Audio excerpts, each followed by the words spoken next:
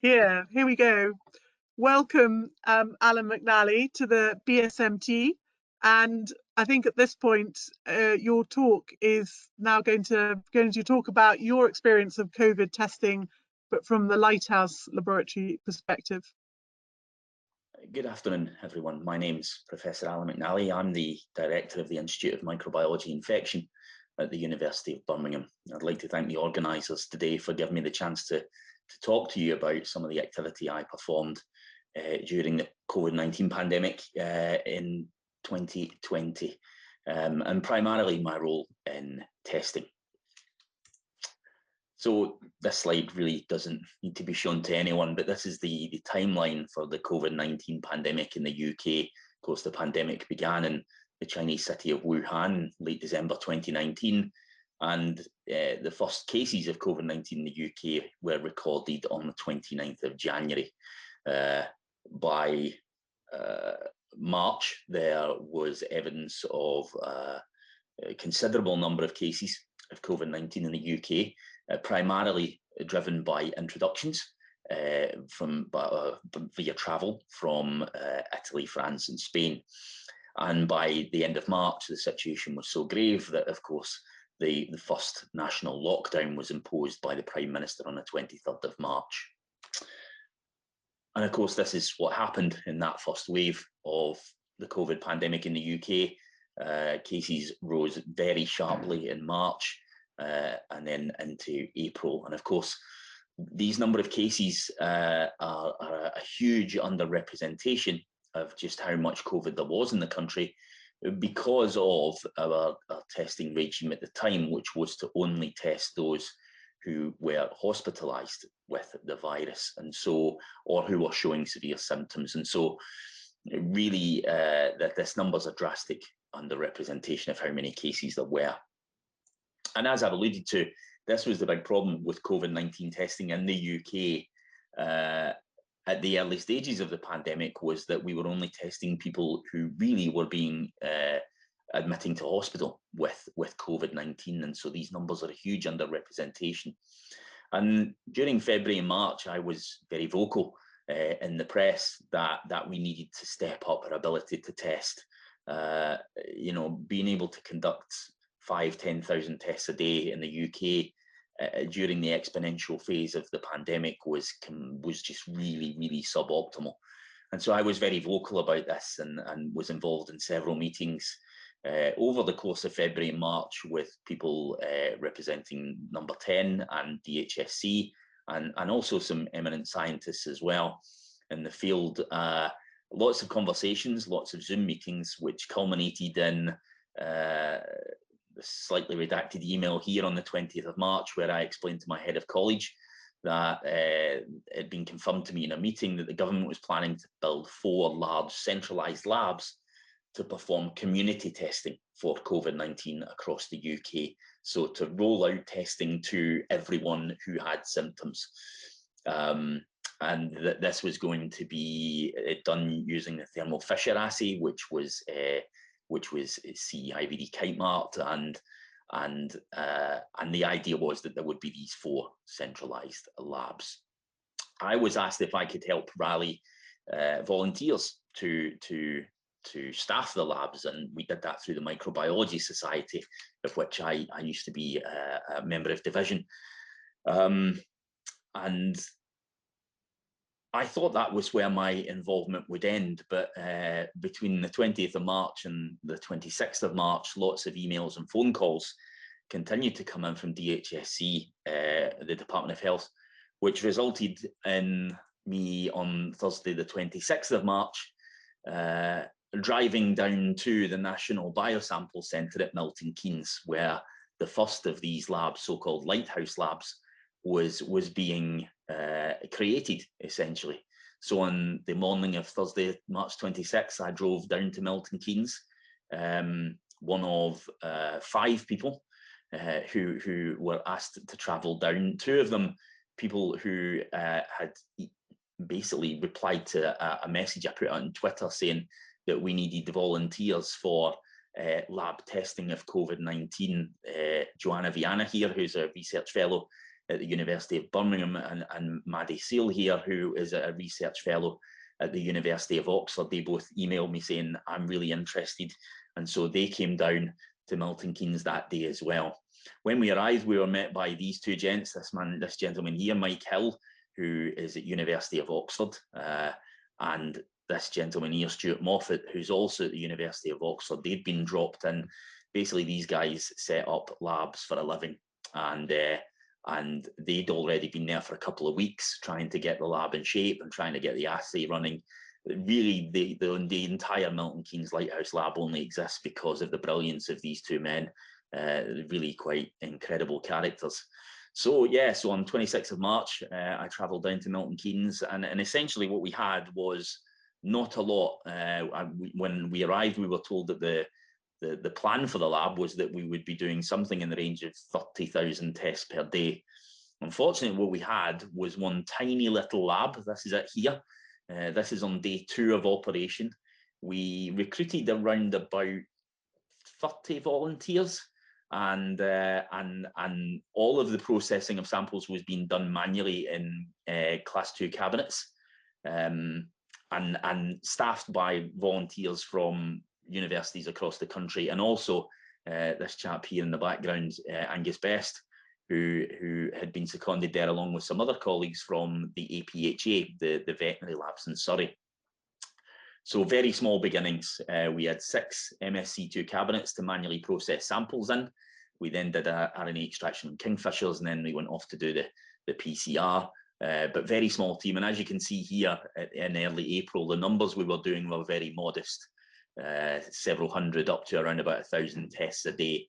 So still nowhere near what the government had really required when the lab was set up. But it was, you know, it was quite a baptism of fire to go from a lab that, well, it wasn't even really a lab, to suddenly being able to process over 1,000 samples a day in the space of a week or so. We were very proud of ourselves. You can also see the positivity rate at the time was incredibly high. 60–70% of the samples we were getting, sorry, 30% of the samples so that we were getting were positive. So this was our beginnings, but of course the government had wanted the lab to be set up to process tens of thousands of samples a day. So whilst we were working in this lab, we were also trying to develop a much bigger lab, a super lab, if you like, within the mega lab, as it was called. And so in the space of around about 3 weeks, we moved from that fully manual process to a huge lab where we had a mixture of still manual processing. So we had 12 MSC2 cabinets to manually process samples in, people working in pairs. So one person doing the pipetting, the other person doing double checking the barcode of the sample, and that the sample was being pipetted into the appropriate well of a 96 well plate.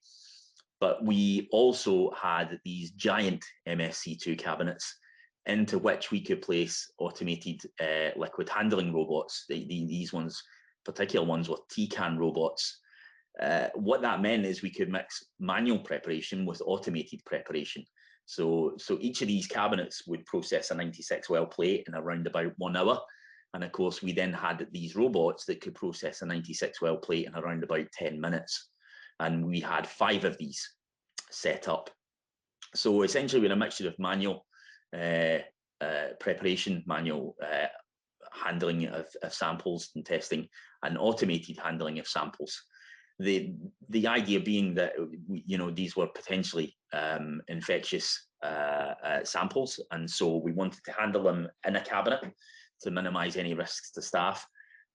And what happens is the sample's placed into a lysis buffer, and at that stage, any virus material is inactivated, and that means we can then take them out and put them onto these automated RNA extraction robots. These are particular platform is the Kingfisher platform. We had 16 of these in the lab operating non-stop, 24 hours a day, 7 days a week.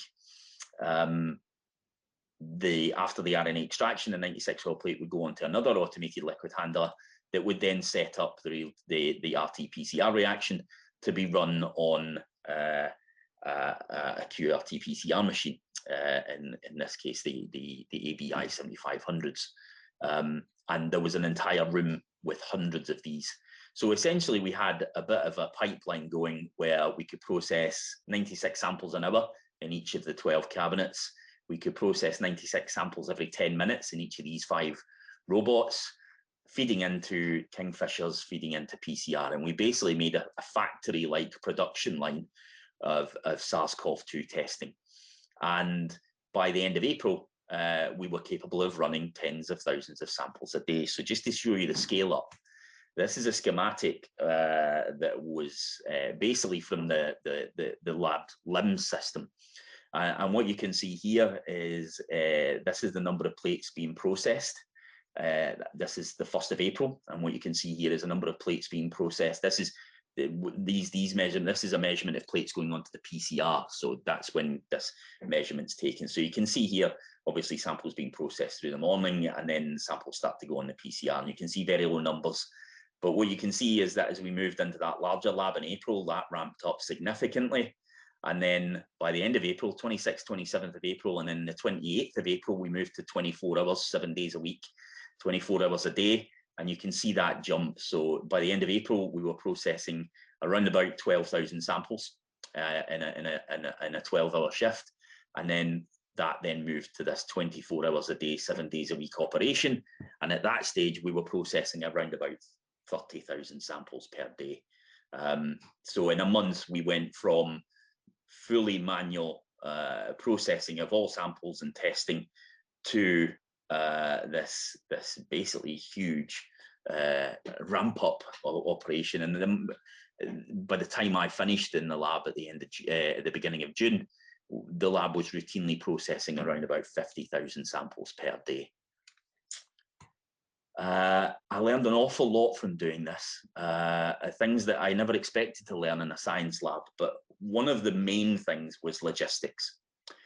When you're running that many tests a day, the logistics is incredible. I mean, this is a warehouse basically had to be built in the building to store all of the consumables that we would need. So this is 2 pallets worth here of pipette tips that are used in the liquid handling robot, the TCAN robot. You have to have hundreds of thousands of consumables ready to be used because of the sheer amount of consumables you're using on a daily basis. And of course, logistics, as scientists, we're not very good at logistics. We tend to order things 2 days after we need them. People who do know about logistics are the military. And so about a week after the lab opened, there was a request made for some military logistics help, and the Royal Army Logistics Corps was sent to the lab to help us for about a month to get our logistics right. And everyone in the lab had great fun in sitting in this enormous truck that they came to the lab in every day.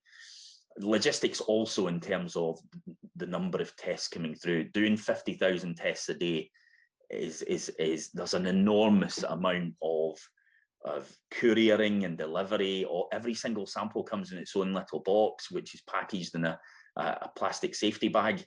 We would have dozens and dozens of mail crates full of these coming in every day, and so we needed a separate team just to handle the receipting of these samples and the opening of them and getting them into containers that we could get in the lab. So there was actually an entire team doing just that, never mind the lab testing.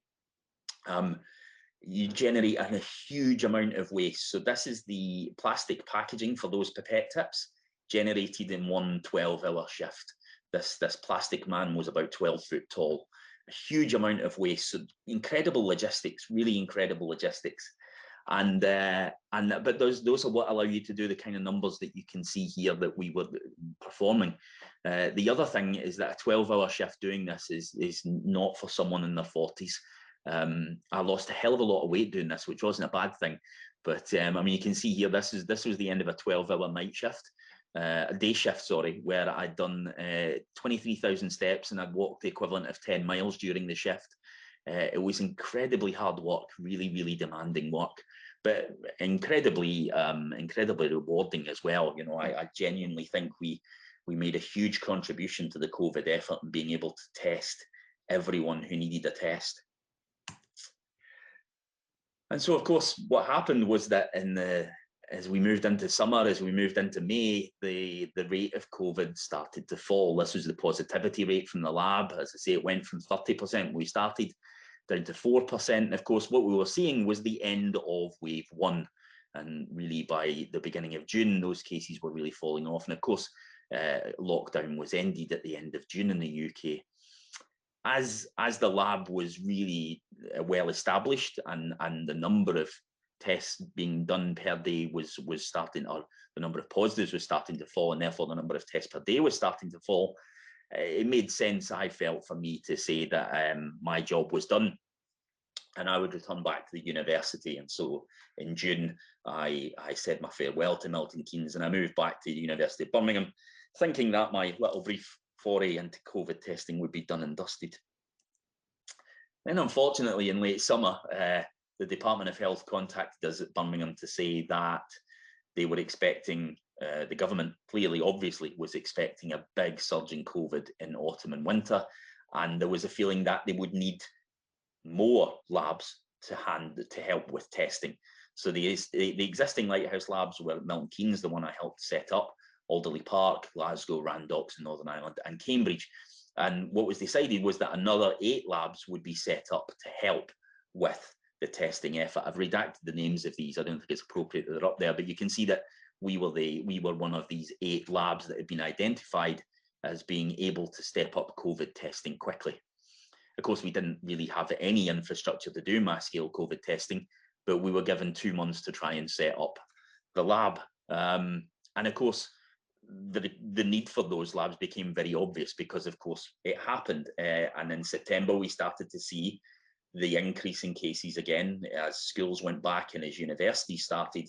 And universities coming back sparked this really big increase in what we now know as wave 2 of COVID. And then, of course, the partial lockdown. And then, of course, as we all know, wave 3, which was truly devastating. So yes, we were asked in July if we could set up the lab, and the lab went live on the 1st of September, just as cases were rising. So really, to set up the Birmingham lab, it was called the Turnkey Lab. That was the name that the Department of Health gave us. We essentially decided to create a mini Milton Keynes because it worked. So we took a lab that was not being used in the med school in Birmingham, which is very rare. It was inhabited, but the poor inhabitants were asked to move elsewhere, and we refurbed the lab in 2 weeks. So this is what it looked like before, you know, wooden parquet floors and old-fashioned shelving, and that all got ripped out, and we turned it into a modern-looking lab with appropriate surfacing and flooring and so on. And we started to receive reagents, which we unpacked, and all the machinery came, liquid handling robots and so on. And as I say, in September, we received our first samples to test. And again, we did a mixture of manual handling. So we had 2 MSC2 cabinets and automated sample handling on a TCAN robot. And I have to say, the one thing that we absolutely needed from Milton Keynes and that we managed to acquire was someone to run the lab. And I mentioned him previously, Angus Best, who was at Milton Keynes with me and who'd gone there from the APHA in Surrey. We managed to convince him that it would be a great idea to run a lab again. And he moved to University of Birmingham to run the facility. And so what we had was this kind of modular testing system. So step 1 was heat and activation of the samples so that we could handle them safely. We took that decision that we wanted to heat and activate. We felt it was safer. Heat and activation allows you to rack the samples, uncap them, put them into an automated liquid handling robot to do that addition of samples to lysis buffer, RNA extraction on the kingfishers, and then into another liquid handling robot to make the PCR reaction mix in 96 well plates, and then they go on to Quant Studio qPCR machines. And that was our module. So we had 1 liquid handling robot for samples prep, 1 liquid handling robot for PCR, and we had 6 Quant Studios to do the PCRs. And we had two kingfishers to do the RNA extraction. And we only operated 12 hours a day, but 7 days a week. The assay we decided to use the Milton Keynes assay because it's a really nice assay. It's the TACPath Thermo Fisher assay, and it has 3 gene targets, which is excellent because it means there's some redundancy. And if one of the targets doesn't amplify, you can still call a result on the other two, which proved to be very useful. And it's a really well-designed assay with lots of internal positive and negative controls and so on. So we decided to stick with that in our lab. And the lab was going great. We were processing around about 3,500 samples a day. As we moved into wave 3 in December and January, we were processing upward of 5,000 or 6,000 tests a day. And with almost no voids, that's where you get an inconclusive result. So we were very proud of how the lab was running. Just as a little aside, a little bit of a research aside, we did notice in November that our assay had started to change in its performance. So this is the number of samples in green here, where you have 3 gene amplifications. So these are positives with 3 gene amplification. And what you can see is that in November, the number of positives with 3 genes amplifying started to decrease, and the number of samples with 2 genes amplifying started to increase. And we thought this was really strange. And when we looked at it in more detail, it was always the same gene that was failing to amplify. It was the S gene. And so working with 2 very genius people at University of Birmingham, Josh Quick and Nick Lohman, who are in the COG consortium, the Genome Sequencing Consortium, we took the PCR products of these 2 gene amplifications, and we sequenced the PCR amplification products. And what we found is that in a normal sample where you get 3 genes amplifying, what you can see here, this is the product, the PCR product of the S gene PCR, and this is in a normal one. And what we saw was that in the samples where we were getting S gene failure to amplify, basically there was a tiny little deletion in the middle of the PCR product, the PCR amplicon. And that deletion basically is right slap bang in the middle of the probe binding site. The probe has to bind in order to get fluorescence and detect the amplification of the gene. And so basically what we saw was that in these S gene target failures, SGTFs, we had this tiny deletion, which meant that the S gene wasn't amplifying. And this, of course, turned out to be the infamous UK variant, the B117 variant. So that variant has a number of very important mutations which make it more transmissible and more infectious, but it also has this tiny deletion, which means that when it's detected by the thermal assay, the S gene fails to amplify, which meant that we had this wonderful, sort of very fortunate way of tracking the emergence and the increase in cases of the B117 variant. And if you look at the data from our lab, it was really quite striking. So what we see here is the number of S gene target failures in our lab. They're all values of grey bars, and these red and blue lines signify 5-day rolling trends. And what you can see is very low levels in November, and in December, this really sharp rise, this exponential increase in the number of positives in our lab, which were S gene target failure, until by mid-December, we're looking at 85 to 90%, and some days 100% of all of our samples that were positive in the lab were S gene target failures. And so this really beautifully illustrates how the B117 UK variant swept through the United Kingdom and dominated the COVID landscape. And it was really quite exciting for the lab to be involved. And we weren't the lab that discovered this. It was a combined effort between our lab, the Milton Keynes lab. They also spotted it. Members of COG who were spotting that they were starting to get an increase in this particular genotype of the virus. But it was very exciting for us to play a part in the discovery of B117, and really quite stunning data. So what next for testing? We all know where COVID is now. You know, this will be one of the most famous graphs in the history of mankind, I think. Wave 1, wave 2, wave 3, and of course we're now here, where COVID, thanks to a combination of lockdowns, non-pharmaceutical interventions, and of course the vaccine, COVID is now very much on the downward trend, and cases are very low. And because of that, our lab's no longer required for COVID testing, and we stepped out of the Pillar 2 testing programme at the end of March. But I don't think that's the end of COVID testing. And I think the reason it's not the end of mass-scale COVID testing is basically because of variants. So I mentioned the B117 and the S gene target failure because of this deletion in the S gene, but of course that helped us find B117. But much more important is some of these variants. Variants is a word that everyone's talking about now, but you have this variant in B117, the Brazilian lineage P1, which enhances transmission. There are a couple of variants associated with possible immune evasion, and we don't really know what that means for vaccines and so on. And so I don't think testing and screening is going anywhere, particularly COVID. Mass scale COVID day screening and testing is not going anywhere, because we really now more than ever need to know when all COVID positives, what are they, and are they containing any variants that we need to know about? And also lineages, we have to look for new lineages emerging, and maybe, of course, what we really need to see is if we start getting cases of infection in people who are vaccinated, we need to know what they are, and has something happened such that those viruses are able to infect even in the presence of vaccine protection. And so really what I think the priority now for the UK is to be able to do this variant screening, but also actually genome level genotyping and understanding of lineages. And that needs to be, in my opinion, that needs to be real time, and it needs to be at point of testing. COG's been phenomenal, but there is a delay in a lot of genome sequence data because it's centralized.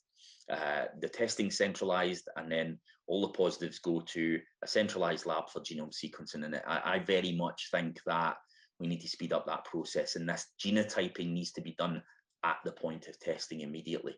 And I think it's very important for the UK that we have that in place, especially by autumn when we start to see an increase in respiratory infections in general. I think we really have to have this in place. So that's my COVID year in a nutshell. There are thousands of people I could acknowledge here. Milton Keynes, Mike Hill and Stuart Moffat are the reason that lab came to existence and survived. There's a couple of people who were postdocs and research fellows at Birmingham that came down and volunteered their own time to help. Joanna, Dan, James Haycox, and remember, volunteered. No one was paid for that work at Milton Keynes in those first few months. Everyone just volunteered to go and help, and it was incredible. And Angus, who worked at Milton Keynes and then joined us in Birmingham, and Maddie, as I mentioned, and just too many people to mention.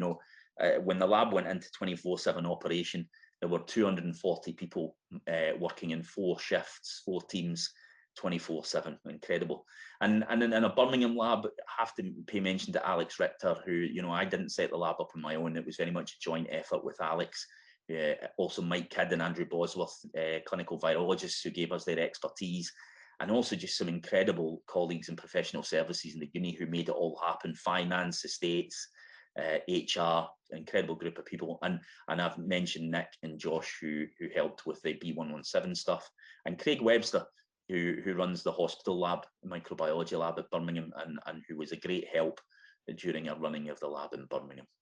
So I thank you very much for indulging me, and I hope you enjoyed the talk, and I'll stop now and we shall take some questions. Thank you very much.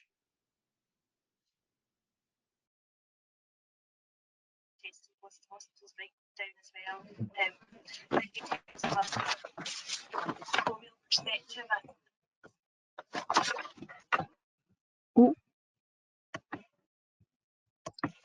Thank you very much, Alan. I'm just trying to get my webcam. There we go. What a thing. I bet you didn't think that you were going to be starting. Thank you so much for that. I bet you didn't think you were going to be doing that at the start of 2020. Just happily probably doing a few other grants or something like that. Suddenly all of this happens. Yeah, and it's been a long time since I've done any virology either, Kate, so it didn't seem like the obvious choice for it, but I guess that's what you get for speaking out, right? You should never speak out. Yeah, but I mean, I must admit the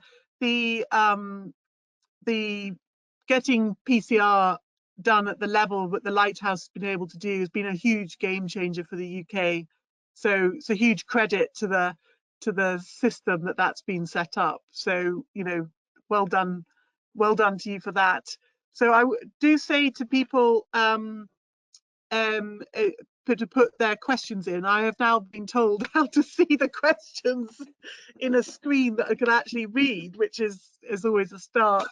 And the first question's pretty tough, actually. So just to warn you, what do you see as the future of the Lighthouse Labs after the pandemic, whenever that might be? I can't answer what the government or what the DHSC or what the network thinks might be the use of the Lighthouse Labs, and I could conjecture on that, Kate, but I'm going to get myself in trouble, so I'm not going to. Whatever the long-term plan is for them, it's hard to imagine that they aren't going to be here for a while. When you look at the scale of the investment, and as you said, you know, I guess what they did for that wider community testing effort, I don't think those labs are going anywhere.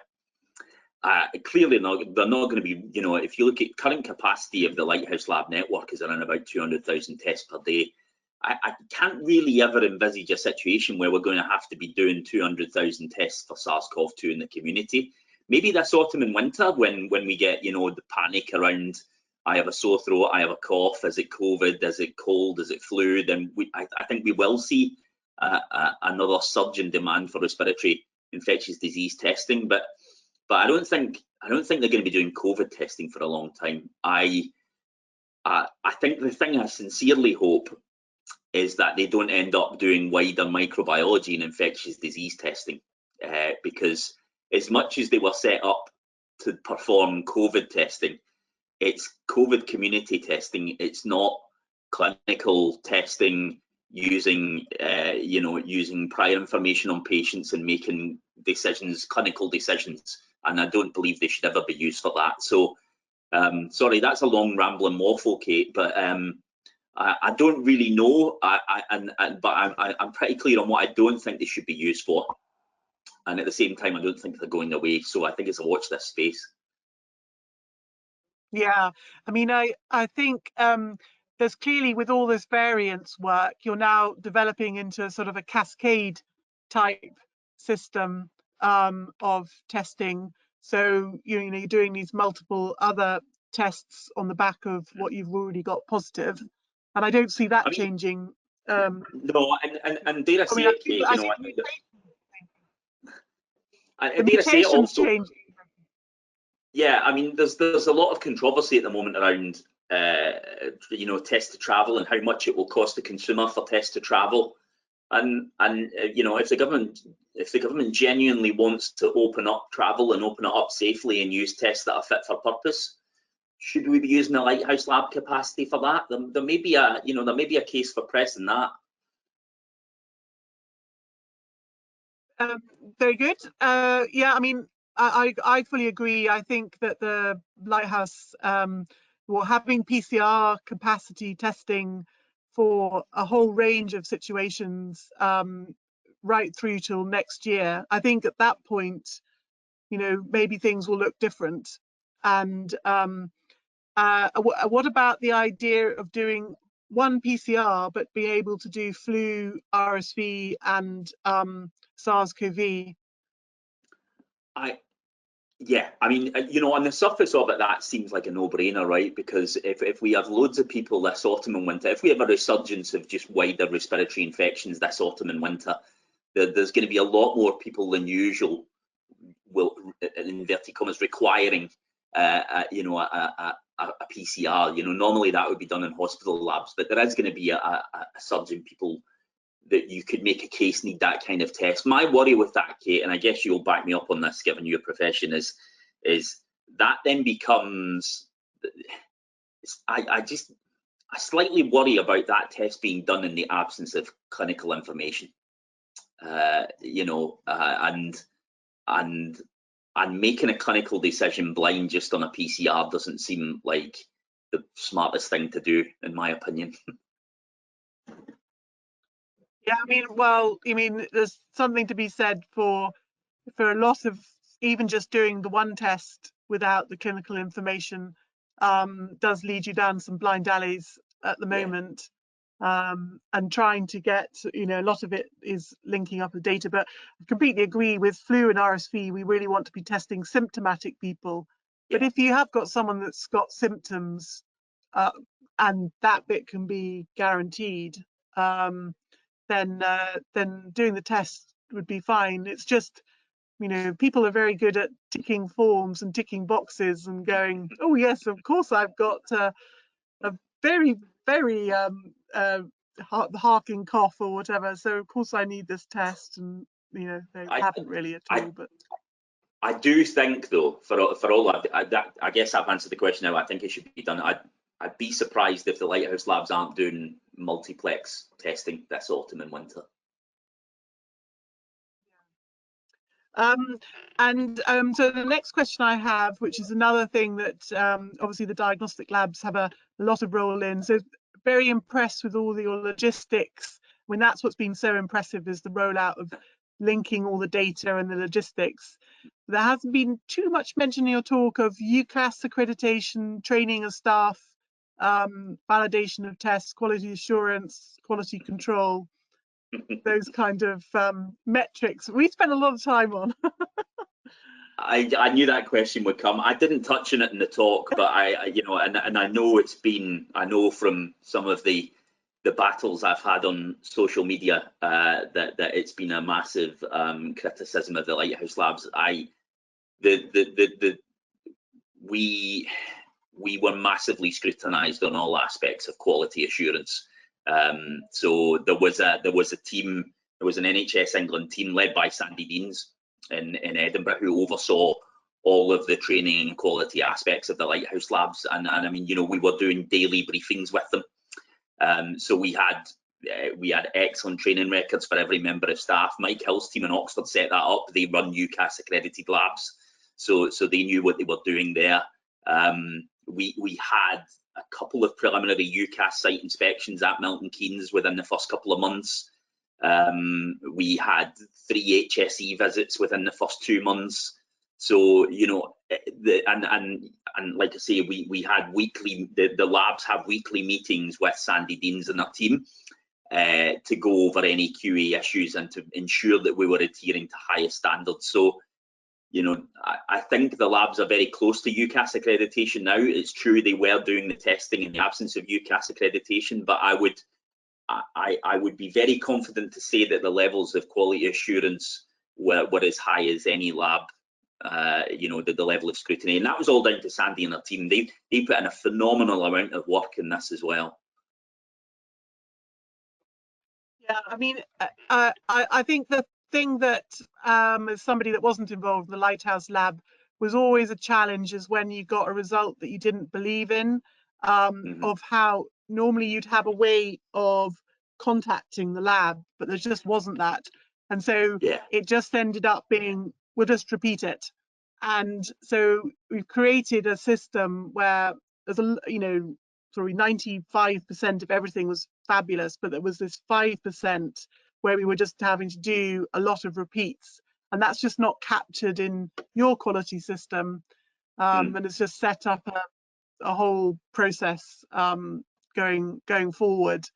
And it's because you know, you're not linked in, the bit wasn't linked in with the clinical side, so it's it just shows how if you run a lab system without the clinical, it doesn't completely deliver. No, you're absolutely right, Kate, and that was always the big challenge we had when we had, you know, when we had borderline results, or when we had, you know, we had nothing to fall back on, right? We were having to make a decision purely based on the analysis curves, and so that did lead to a lot of repeating of samples. You know, let's be sure. I think the labs got better at that, and I think the labs got better at that as they analysed more and more samples as to when to call it a void, i.e., can we do a repeat test, or when to say, you know, right, this is definitely a positive or this is definitely a negative. But you 100% agree with you, Kate. In the absence of clinical knowledge, it's very hard to make a definitive call sometimes just on the output of the PCR machine.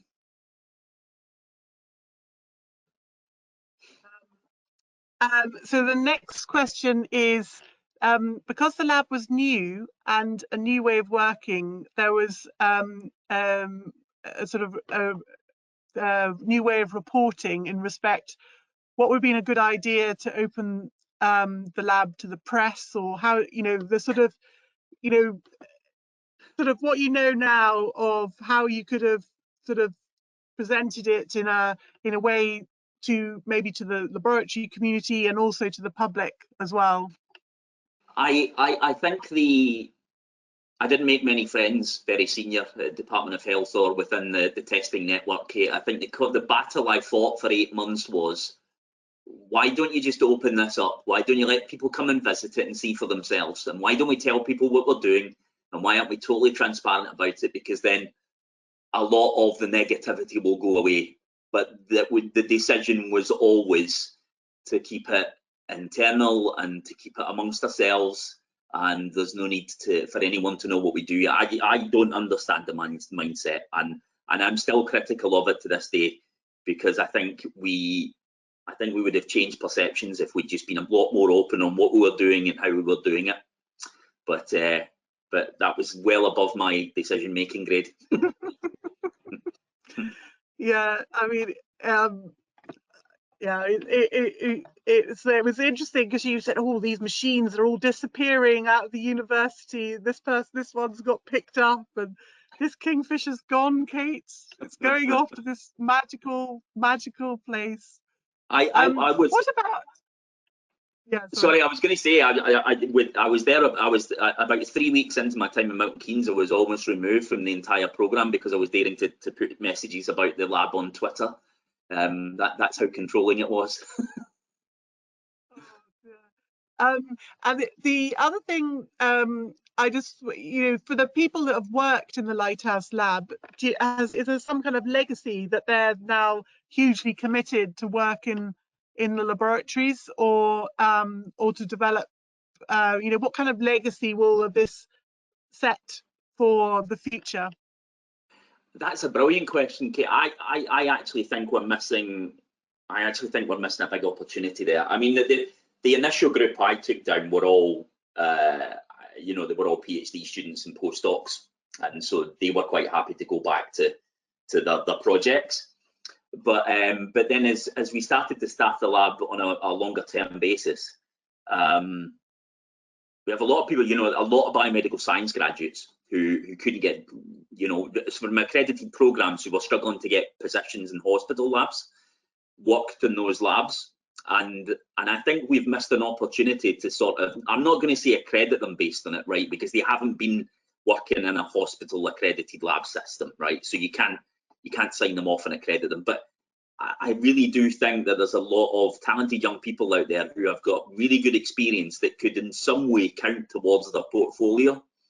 And obviously that's a question for the registration bodies, but I think it, you know, my colleagues here in the med school and in the hospital are always telling me that getting BMSs is the hardest thing in the world, and yet there are people out there that want to do it, and maybe there's something to be learned there in how stringent we are at bringing people in and what stage we bring them in, and who can we offer this particular levels of training to, and so on. But I'm going to stay out of that one because I don't want to wind up registration bodies at all.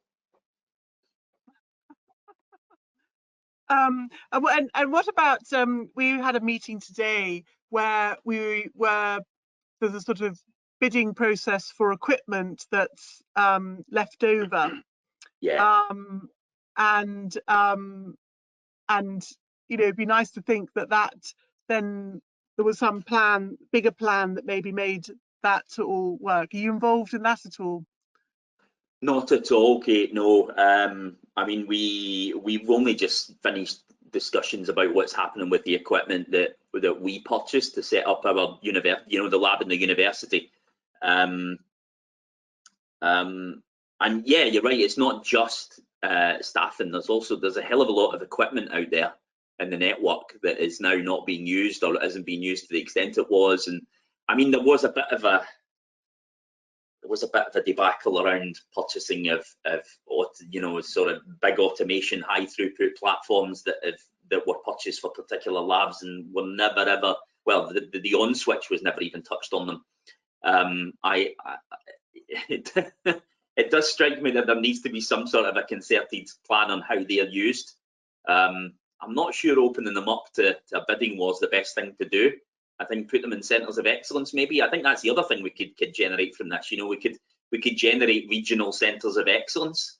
I think I'm old enough, maybe like you, Kate, to remember when we had a regional network of labs, and it would have been perfectly placed to deal with something like COVID, and then we got rid of that. I think, you know, if we could think about regional centres of excellence again for things like this, and equip them with the equipment that's in the system, and staff them with the staff that are in the system, and we might just be in a better place. You know, it's all very interesting, thinking about where we might go with the technology, the need for PCR, and whether the, you know, whether there's still in the future this need to have, you know, these huge numbers of PCRs, or maybe there's lots of tests that we would improve patient pathways by having. So at this point, I'd like to just thank you very, very much, Professor Alan McNally, on talking about your Lighthouse setting up of corona PCR testing. Very, very inspiring, and well done. And I think at that point we can say goodbye to everyone. Thank you, Kate. Thank you.